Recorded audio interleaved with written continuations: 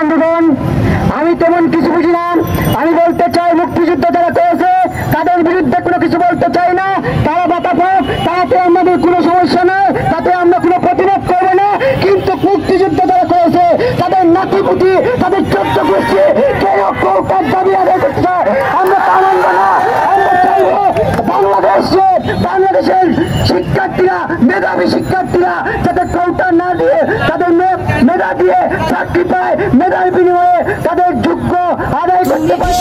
আমি সেটা বলবো এবং বলবো বাংলাদেশ সরকারকে বলবো, এই যে বর্তমানে আমাদের প্রতিবাদ, আমাদেরকে হামলা মামলা করে আমাদের ভাই বন্ধুদেরকে জেলে ঢুকানো হচ্ছে, রক্তাক্ত করা হচ্ছে, আমাদেরকে রাখতে পারবেন না।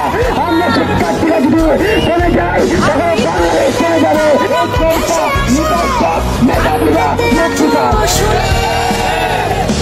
তারা রইল ভগবান, তারা রইল ভগবান, ভেঙে ফেল কর রেলমান, রক্ত জমা শিকল পুজোর ভাষণ বেদি করে ও তরুণী।